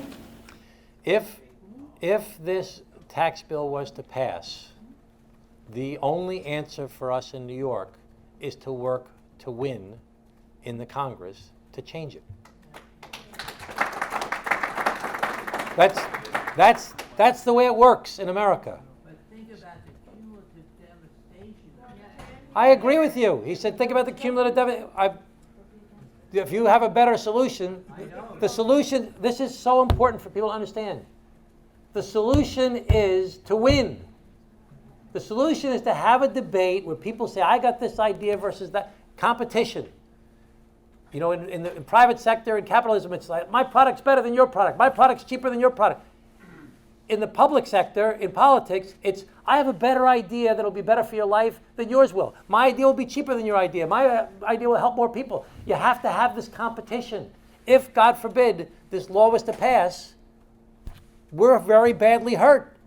And we have to consider, is there a lawsuit that could be filed, that it's somehow discriminatory based upon what happens here and affects our local powers? This law's been in place since the Civil War. Certainly since the early 1900s, but probably since the Civil War. The real answer is we got to win. We got to find people that are like-minded, that agree with us, and we have to go win. Stop it in time? The only way we can stop it in time is by the Senate blocking it right now. Well, what do we have to, you have to make phone calls. You have to call. Well, the problem is that none of the senators from the Republican Party are from these states that are very negatively affected. So it's really a dangerous game the Republicans are playing, quite frankly, because it's based upon the differences that exist in the country, and they know that they're not going to do well in New York State. They know they're not going to do well in New Jersey. They know they're not going to do well in California. As Peter King said to me, and I said, do you mind if I repeat it? He says, they don't care about New York. It's like Sandy all over again. They don't care. They'd rather win without us, is what he said. Us being the Republicans in the Congress. They'd rather win without us because they don't understand what it's like here and they don't have a concern about how it impacts us. Adam? Thanks. Congressman, thanks for taking the time to come. I echo Howard's comments. It's good to have an outspoken and intelligent leader representing us here on the North Shore, and proud to call you a congressman, so thank you. Thank you, buddy. One of the things that troubles me more than anything else that we've spoken about is the national debt is $20 trillion, right? And, Paul Ryan had this big deal in 2012. We got to balance the budget. That's it, scorched earth. That went out the window. This tax bill is $1.5 trillion more, plus the additional deficits that are already projected. What seems to be missed in the conversation, which is very scary, is the average outstanding debt rolls over every 70 months, right? So 70 months from that, 20 trillion or 21 or 25 trillion dollars will have to be reissued. If the average interest rate goes up 1% on that $70 trillion, that's $200 billion in additional interest, which is 5% of the budget. If we go back to national historic averages of what bonds are, you're talking about 15% of the budget additionally going towards interest, and that would be beyond devastating for every program out So you there. think 3% more? Yes. I mean, that's if we go back there. So the only way out of that is through hyperinflation or default, which won't happen. So my concern and my question to you is this discussed at all on the floor of Congress? Because it's a major problem that, not only our children, but us will be dealing with. It could be 7 years, could be 3 years from now. And you point to the hypocrisy of the whole thing because it's, even though they're perceived that the Republicans are the ones that are the biggest deficit hawks, in reality, the Democrats have been the ones that have been the deficit hawks. We did better reducing deficits under the Democrats than the Republicans. The hypocrisy of the whole thing, the fact that they're actually trying to do this bill. Now, it goes back to, what's the strategy? What's the big global strategy? The global strategy is they want to, as they put it, starve the beast. They want to shrink the federal government and take it out of the programs that so many people rely upon in their lives and have the U.S. government out of their lives. That's what we're going to do. That's what Reagan did. That the federal government used to have a lot of money that he would give to the states. One of the things that a Nixon idea is revenue sharing. We should be getting a percentage of our tax dollars coming back to our state. We have poor people in the United States, in New York State. We have middle-class people that are suffering. We have education issues with education taxes, and we have issues with health. And, I don't know how it ever became a Republican position that we want to have I know how it happened, but we want to have the states to have their own control of what's going on within their states. I mean, I know what happened during the civil rights movement, environmental movement. But we have to figure out how to get more of our own money back to our state to take care of our problems within our state. Because right now, we're subsidizing South Carolina and North Carolina and Florida. And when all your friends and neighbors say, I'm moving, where are they going? They're going to South Carolina, North Carolina, and Florida. So we're subsidizing those states to kick our butts. So, well, they're not going to Mississippi and Alabama. No. But we're subsidizing them. So we have to, we have to rethink the problem. The hard part of this whole thing is, and it goes back to the same topic, every single one of these topics is so complicated. And it's so hard to have an intelligent conversation without somebody saying, I'm going to put you in a box. And I'm going to, I'm in trouble with folks on the left. Because I dare say that I think we should have corporate tax reform. So we have to all be so careful all the time. But as a result, we're not having a conversation about how to solve these real problems that exist in our world. And it's getting faster, and it's getting wider all the time. And unless we are having intelligent conversations with rational human beings trying to find out with goodwill how to solve the problems, we're not going to do it. I don't have all the answers. I didn't think about what you just said before until you just said it, about the idea that a 1% increase in the interest rates, which is coming, we know the Fed is planning on doing it, 1% increase is a, what was the number? It's 5%. It's 70 months, but they were all over that. It's 5% of the budget, $210 trillion. So it's really, I hadn't thought about that before. But unless we have these conversations and have people talking about, all of us in our minds would say, why don't you just sit down in a room? You get the Democrats and the Republicans together in a room. You sit around a table, and you make a deal. Why don't you just sit down and work it out? Why can't you get something done? My campaign theme was Suozzi gets it done. Welcome to Washington, Mr. Suozzi. So I am getting a lot of stuff done though, but people, you don't have that sitting around the room because everybody's going a million miles an hour. Everything's moving so fast, and everybody's being pulled to these extremes, and it's a disincentive to try and find something in the middle. Okay. Yes, miss. Yep. Hi, I'm Donna Sue Gary, right here from Great Neck Plaza. I wanted to go back to what a gentleman over here asked about an hour ago, about the fact that we say that we don't want this, but we aren't presenting an alternative. So yeah, probably almost everybody in this room agrees that what's coming down the pike is a bad deal. But we're not offering something that's a better deal. So I think that the Democratic Party is falling on its face with this, well, we would like to negotiate, but without presenting its own plan. So like I said before, with the health care plan, it was a strategic decision to do that. And it was successful in defeating the Republican plan. And now there are efforts being made by groups such as the Problem Solvers to do that. With tax reform, I mean, quite frankly, it's overwhelming how big a topic this is. It's overwhelming. I didn't finish up what I said earlier. In Reagan, they had like this 200-page document that became a 500-page document. The Republican plan, when it first came out, was 4 pages long.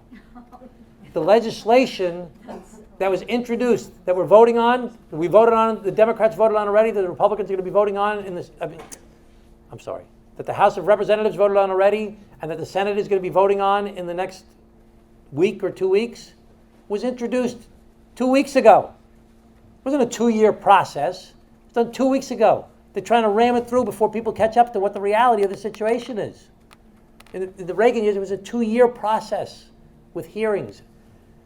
So it's very hard, quite frankly, to come up with a comprehensive plan, to lay out exactly what it is you want to do, that you can get the Democrats, the group, to agree that this is what we want to do. And quite frankly, Tom Suozzi doesn't have the resources, the individual Congress members. There's so much power in the leadership where they have the staffs and they have the personnel and they have the money and time to actually draft comprehensive things. And there are hearings that are being held by Democrats right now on the tax bill to bring in, solicit information. A lot of it, information as to why this plan, the other plan won't work. But there's comprehensive, there's a Hillary Clinton comprehensive plan out there. There's a Barack Obama plan that he wanted to do, included corporate tax reform. So it's out there, but it's hard to get everybody on the same page with the message. You know, the big thing with the Democrats, they wanted to do a better deal. Do you hear this? The better deal, better wages, better future. Better deal, better wages, better future. It was laid out in the beginning of August. What do we talk about throughout all of August? Charlottesville. So everybody's being pulled in all these different directions. You know, when the tax bill was first laid out, what was everybody discussing in America on the front pages of the newspaper? Trump in Asia. That was the front page of the paper every day. Nobody was talking about the tax bill. What's that? And the NFL and that kind of stuff, kneeling, take a knee. So it's hard to break through. There are plans out there. There are Democratic plans out there. There's not like, this is the one every Democrat's signing on to. You hear about the things I just talked about. So it's not easy. It's amazing that people are coming out to meetings like this. But you're still 150 people. You know how many people are in my district? 750,000. I mean, this is still incredibly impressive that there are as many people here as there are. Yes, sir.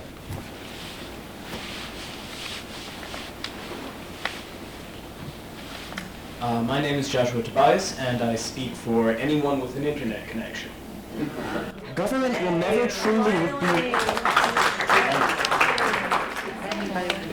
never truly represent the interests of the people as long as our lawmakers are beholden to powerful corporate donors. This point is made abundantly clear by the FCC's current plan to end net neutrality. What specifically are you doing to protect our freedoms on the net and, on a larger scale, protect us from corporate influence in government? So I'm clearly in favor of net neutrality, and if you have some particular suggestion as to something you'd like me to be doing particularly, I'd like to hear what your thought is. You can say it now if you want. I mean, I've come out publicly in favor of net neutrality. I won't vote for anything that comes before us that erases net neutrality. Net neutrality is saying that if you are on the internet, everybody's treated pretty much the same. It's neutral. Whereas there are different cable companies and different internet providers that are saying, okay, if you want to get the show from us, it's going to come over very quickly. If you want to get the show from the other guys, it's not going to be quite as fast unless you pay a premium. And if you pay a premium, you'll get faster internet speeds. So like you see the commercials on TV about Cablevision and Fios, and they talk about the internet speeds and that kind of stuff. Well, the internet speeds that they're providing that are faster are the ones that you have to pay a premium for to get those. And the idea is that we want it to be neutral, that everybody gets the same internet access and you all pay the same price, as opposed to being a premium. Eventually it could be content-based. And eventually it could be content-based, whereas like, you know, if you're a big conglomerate and you own this network, you'll get it really fast. And if you're a big conglomerate, you own this network, if you try and get that network or get it from that source, like Netflix or something like that, it's not going to come over quite as fast. So people that are pro net neutrality, like myself, are saying, no, it should be a level playing field. It's like, remember how network TV and broadcast TV was, that everybody had it the same. And it was very heavily regulated. You used to have, equal time and, you couldn't put certain things on. Now in cable, you don't have to have equal time. You could say whatever you want. You could do whatever. It's not very regulated at all, which is arguably a good thing, more freedom of speech. But then they want to have this other power over all of us, controlling it with dollars. Okay. This was my Yeah. Oh, sorry. You want to say one thing? Right? Well, you were looking for suggestions. As of now, this decision is going to be made by the 5 FCC commissioners. It's not going to be brought to Congress. It's almost certainly going to be repealed, our protections for net neutrality. 3 out of the 5 commissioners are basically bought and paid for. Ajit Pai is a former lawyer for Verizon. We know where his loyalties lie. But what I'm hoping that you will do is, once it's repealed, take it to court, fight it. If you have to, make it a states' rights issue. If we can't protect the entire country, we can at least protect New York. Well, I will definitely participate in any type of action like that that tries to protect net neutrality, whether it's through legislation in the Congress, because legislation could possibly be proposed, or through a legal action. I don't know that I would necessarily be the leader of the whole thing, because it's not in my jurisdiction, my committees of jurisdiction, and I'm not an expert in the area, but I will consider that, but I will be supportive of efforts to protect it. The thing is that you have to understand how detrimental this is to all the things that you want. Congressman Suozzi was talking about how different the country is, and he's absolutely right. There are people that like hunting. I'm not really into hunting. But the internet is everybody's thing.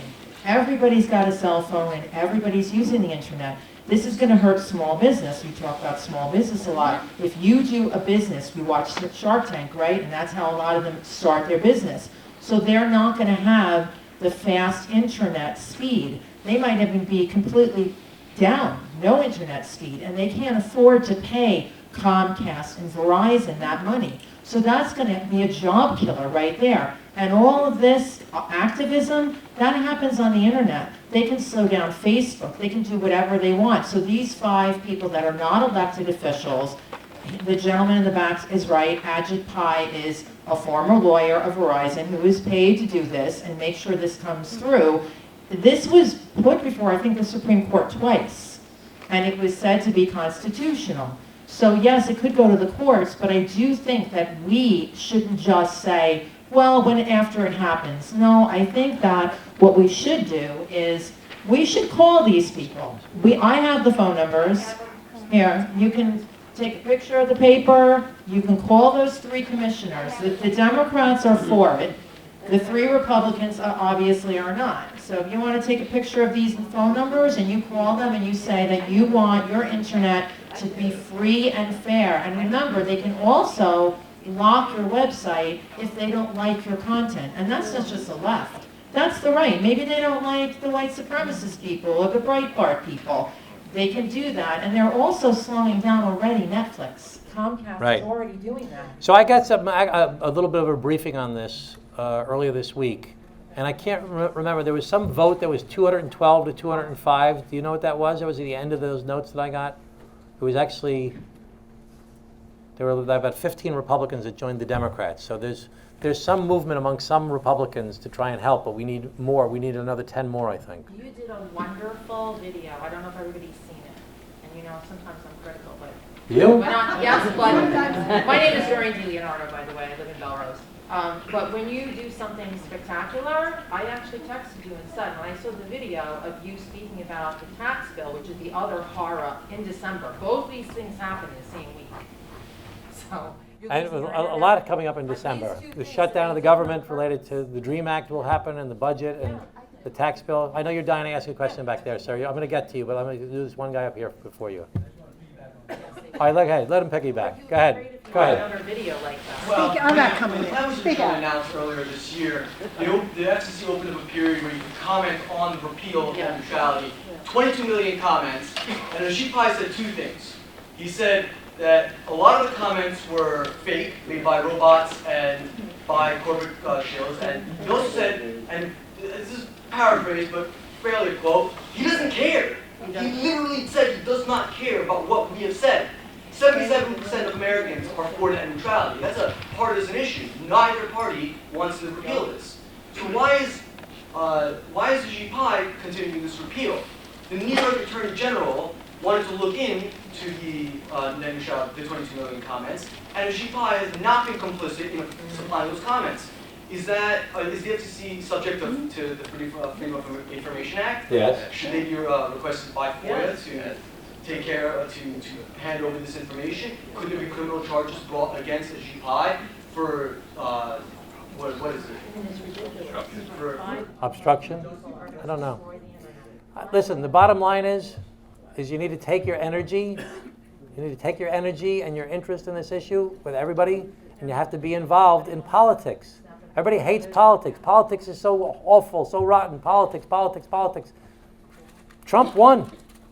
He got to appoint the FCC. So, right.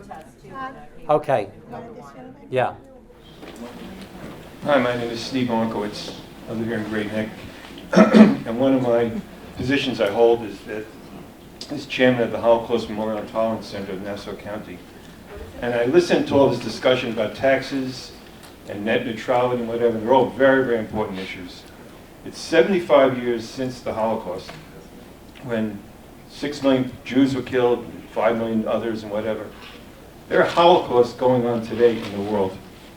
The Rohingya people, the Myanmar, are in the Yazidi people in the Middle East. They are in concentration camps which are comparable to what went on in Europe during the Second World War. There are people who are being murdered on a mass basis. There is a Holocaust going on now, genocides. What is our government doing about this? What are you doing about this? There's really, I'm on foreign affairs. I'm on North Africa and the Middle East, but I'm also on Africa and global human rights. And they're the least attended hearings. The Republican congressman that oversees the Human Rights Committee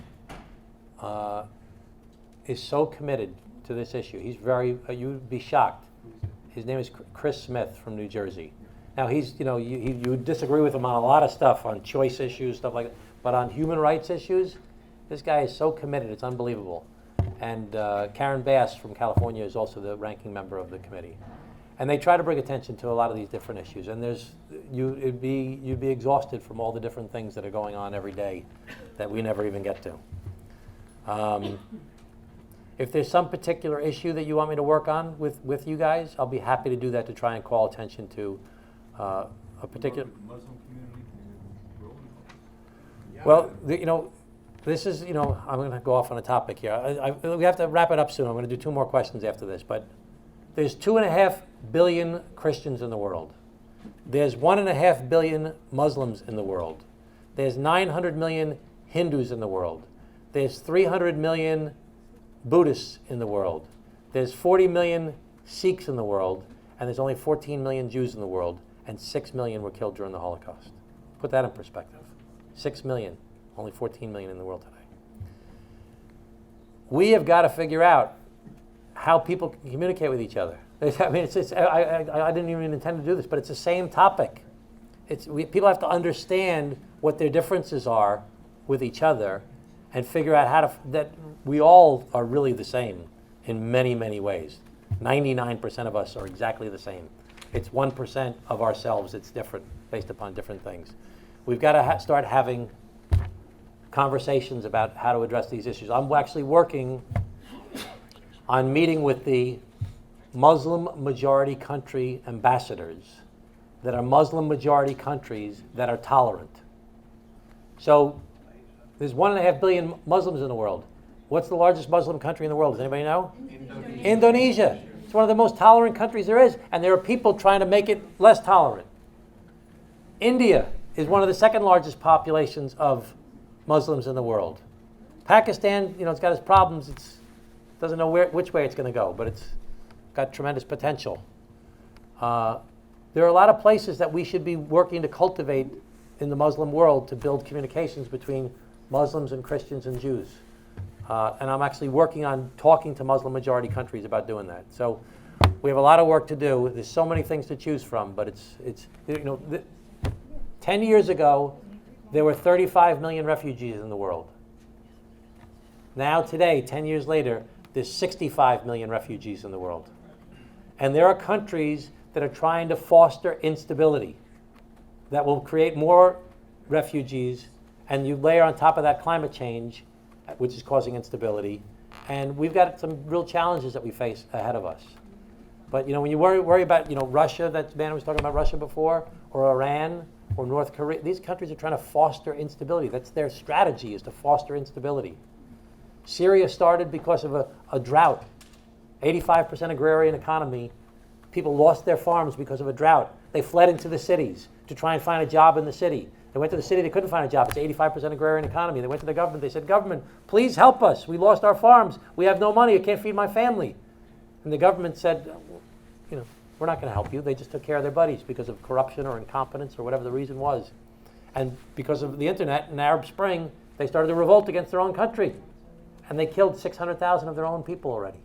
Or 500,000, 450,000 of their own people. Okay, 2 more questions. This woman here, and that woman there. And then you can go afterwards. Hi, I'm Vivian Link. I live in Little Neck. I gave my written comments of what I really came here to talk about to your aid. But my question is about, I think at the beginning you said you were going to have a press conference tomorrow about this tax issue, which probably everybody here is very concerned with, as it touches so much on all kinds of other issues. Yes. Healthcare, budget, Yeah. EPA, you name it. It touches on everything. Might this not be an opportunity for you to appeal to the fiscal conservatives through this press conference, to look at that budget and what it will do to the country? I think you have a background in the county, right? Yeah. So you better than anybody perhaps could explain how devastating this tax cut, reform, whatever you want to call it, would be to the country. And might it not be a chance at the same time, when other people were asking Democrats to step up, to say, change the conversation on Social Security. It's not an entitlement, it's earned income. We paid into it, we paid our hourly wages.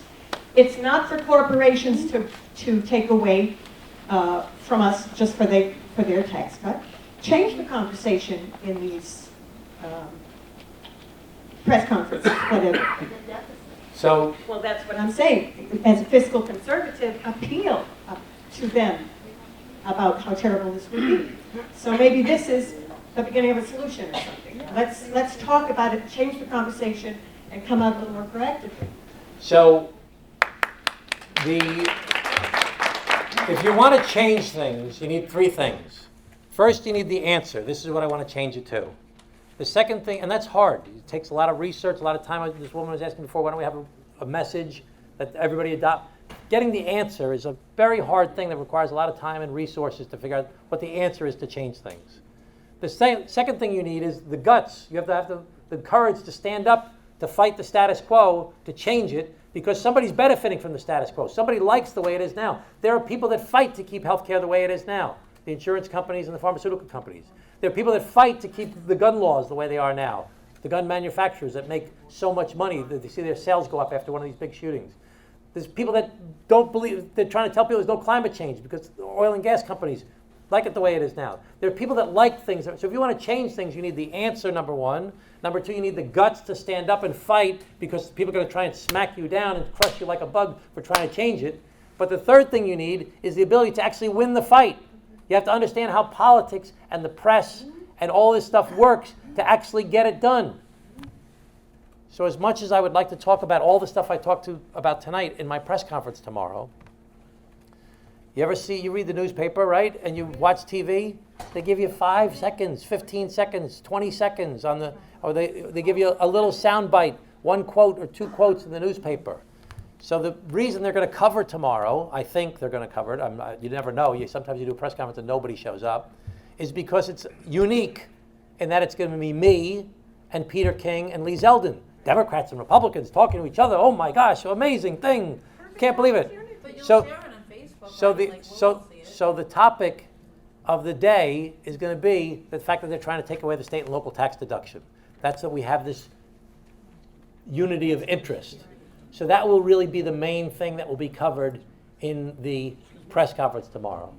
So, I can bring up my concerns about the estate tax and about the deficit and about the effect on the effect on Medicare and Medicaid. But in reality, one thing's going to be covered, and it's going to be the state and local tax. I think positively, okay. I've just been doing this a long time. Okay, this woman right here. This woman right here. Thank you. That'll be the last question. Okay, hold it right up to you. Okay, thanks. I'd just like to thank you very much for doing these town Thank hall you. meetings, and I think this has been a very productive meeting. Thank you. I have a couple of questions. You have to, Okay. you have to talk into the mic. No, you're doing okay. That's okay? Yeah. All right. Congresswoman Kathleen Rice courageously calls for Congressman John Conyers to resign because of claims of sexual harassment of women on his staff that she described as credible and repulsive. Do you agree? She said that Kathleen Rice came out and called for Conyers to resign, saying that the allegations were credible and repulsive. Do you agree?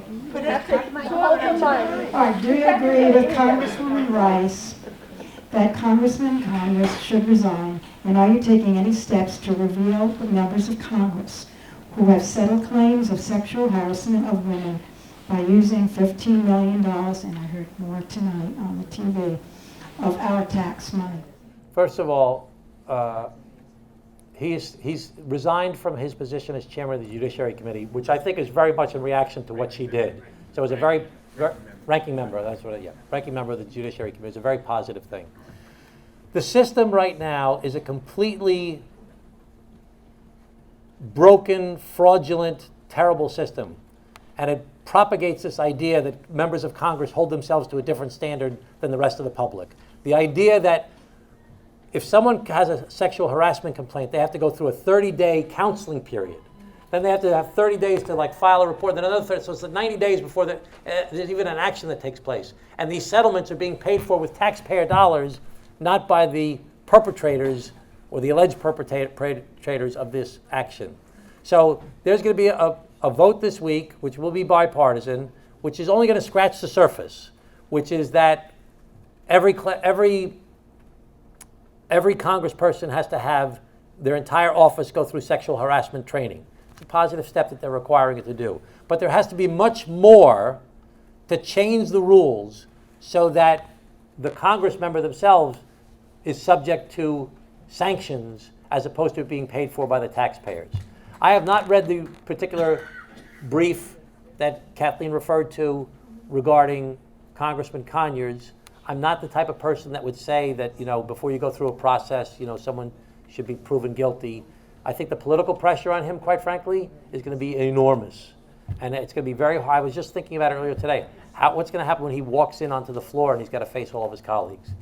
I was in Korea last week when this whole thing blew up, so I'm really not, I haven't read the papers on it in detail other than what you read in the newspaper. So are you going to take steps Yes, I will, to reveal the names of yes, those people who have yes, used our tax I'm fully money? supportive of revealing the names of who used taxpayer money to pay these settlements, and I'm fully supportive of changing the system and reforming this process so that there's a more swift process and that the actual perpetrators are held more accountable. And what about reimbursements of those monies? I have to think about that a little bit. I have to consider that. I don't know the answer to that. Okay. I'm going to stay here if anybody wants to ask some more questions of me personally. Let this one man go ahead. Go ahead. He's got eyebrows like my father had.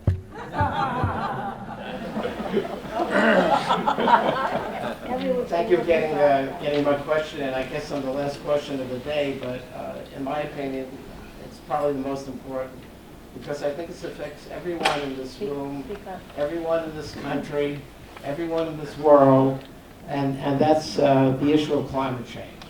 I agree. And not enough really has been said about it in the media. I mean, we've been witnessing the wildfires, we've been witnessing hurricanes, we've been witnessing floods, and each of these is a disaster, but seldom is it mentioned that the underlying cause of exacerbating them or causing them is climate change. I'm the head of an environmental committee of an interfaith action group in Little Neck and Douglaston. We deal with social justice causes. This is my particular concern. So basically, this administration has done everything it can to dismantle government agencies that were meant to protect the world against environmental problems, particularly the EPA headed by Scott Pruitt. It's unbelievable the things that he's done I mean, he's banned scientists from his committees. I'll ask you about two particular laws that I'm concerned about, and one is in the upcoming budget. What is your position on the upcoming vote on the budget, especially regarding the 31% cut in the EPA budget? I'm against it 100%. Which would devastate its ability to protect the environment.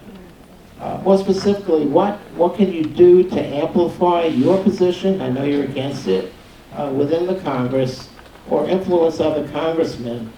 And what would you like us to do to exert our influence? We have to do more to get people to talk about it more. One of the other caucuses that I'm on is the Climate Solutions Caucus, which is actually made up of 23 Democrats and 23 Republicans that are trying to find solutions to climate change. And for the first time ever, in the National Defense Authorization Act of 2018, the Armed Services Committee voted to include a requirement that the Secretary of Defense and the Defense Department must consider climate change in all of its plans for the future related to the military. Not only its impact on its budgets, but on its bases and how it will affect conflicts in the world in the future. The future conflicts of the world are not going to be based on oil. They're going to be based on water. And they try to defeat it. And it was passed in the Armed Services Committee.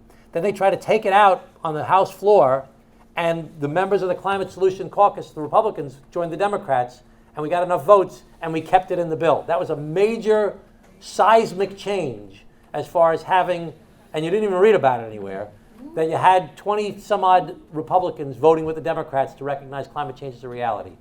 This is a very important thing to me. I'm sorry that I didn't discuss it earlier this evening. I want you to know I was voted the New York League of Conservation Voters Environmentalist of the Year in 2008 for all of New York State.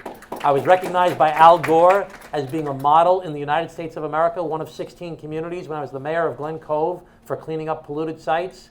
When I was county executive of Nassau County, I worked to preserve open space, over $150 million in open space preservation. I did a thing called Green Levittown to try and start the idea of getting people to retrofit. It didn't succeed as well as I would have liked, but it was a great move in that direction. We did so much with the county buildings and fleet to try and make it more environmentally responsible. I'll try and make a point of speaking out about it more often. It's a very important issue to me. I'll close with this story that is very important, and hopefully, because a lot of stuff is a downer that we hear these days, but this is important. So I always tell the story about when I took our children for a walk in the Wellwind Nature Preserve, and we saw a red-tailed hawk fly through the canopy of the trees. And it was like, wow, red-tailed hawk. And then we went down to the water, onto the Long Island Sound, and we saw an osprey. And the osprey flew, and it dove into the water and captured a fish and brought the fish up to the nest to feed the other baby osprey. And I thought to myself, I don't remember seeing those birds when I was a kid. I used to go in the Wellwind Nature Preserve, a 200-acre nature preserve in Glen Cove, where the Holocaust Center is. I don't remember seeing those birds when I was a kid. Is that because I was a kid and I wasn't paying attention? Or is that because those birds weren't there? So I called up the Audubon Society, and I said, listen, I was born in 1962. I grew up in the 60s and 70s. I used to go to these woods. Were these birds there in the 60s and 70s? They said no. They'd all been killed off by DDT. And it wasn't until Rachel Carson wrote the book Silent Spring that pointed out the problems with DDT, that people stopped using DDT, and it was outlawed, that they stopped killing off the birds. And the birds didn't come back in 5 years, or 10 years, or 15 years, or 20 years. It took like 25 years for those birds to come back. And now we see them all over the place here on Long Island. And the message of this story is you have to just keep on pushing, and you have to just keep on fighting, and you have to keep on doing what you think is right. And if you don't give up and you keep on pushing, it may not happen overnight. It may not be like on TV or in the movies when you give a speech and everybody applauds and the band plays, dun, dun, dun, dun, dun, everybody goes marching out and it's all done. Close credits. No, you got to keep on fighting and pushing and working for the things that you believe in. If you don't give up and you get other people to work together with you, you can change things and make the world a better place. That's what we're going to try and do. Thank you very much, everybody.